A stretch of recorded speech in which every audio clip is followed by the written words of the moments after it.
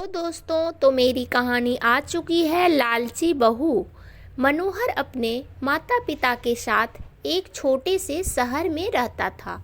वह एक कंपनी में काम करता था, जिसके पैसे से वह अपना खर्चा और अपने परिवार का खर्चा चलाता था। कुछ वर्ष बाद मनोहर की शादी हो जाती है। उसकी पत्नी का नाम रिया था। रिया एक बहुत ही लालची किस्म की औरत थी। रिया को जब भी पैसे मिलते थे तो वह तरह तरह के कपड़े और गहने खरीद लेती थी। वह जब भी किसी समारोह में जाती थी तो हमेशा नए नए कपड़े और गहने पहनकर जाना चाहती थी। जब उसके पास नए कपड़े और गहने नहीं रहते थे तब वह अपने पति मनोहर से जिद करके खरीदवा लेती थी। उसकी लालच से उसका पति भी तंग आ गया था। मनोहर रिया को हमेशा समझाया करता था कि हमारी कमाई उतनी नहीं है कि मैं तुमको हर समारोह में जाने के लिए अलग अलग तरह के कपड़े और गहने खरीद कर लाया करूं। मगर रिया उनकी बातों को मानने के लिए तैयार ही नहीं होती थी। एक दिन जब रिया किसी समारोह में गई थी तब उसकी एक सहेली मनीषा उसके घर पर आई।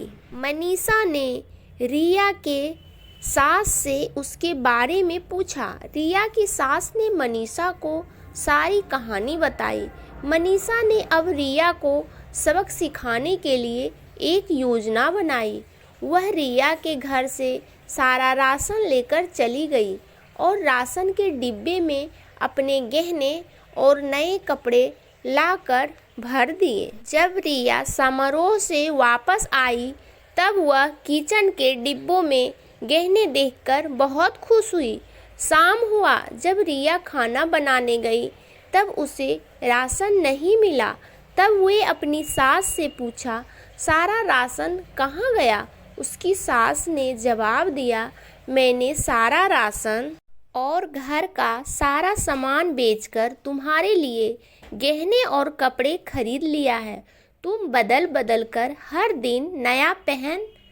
रिया बोली, मगर खाने के बिना मैं गहने और कपड़ों को क्या करूँगी?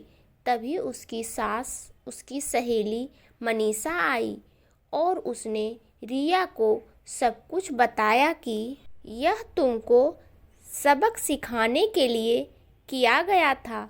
अब रिया को समझ में आ गया, जीवन जीने के लिए सबसे ज़्यादा ज़रूरी भोजन होता है, ना कि बदल बदल के गहने और कपड़े पहनना।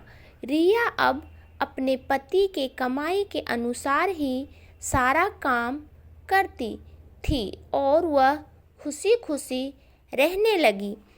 तो दोस्तों, अगर मेरी ये छोटी सी कहानी अच्छी लगी हो तो मेरे चैनल को सब्सक्राइब कर दीजिएगा, इस कहानी को लाइक कर दीजिएगा।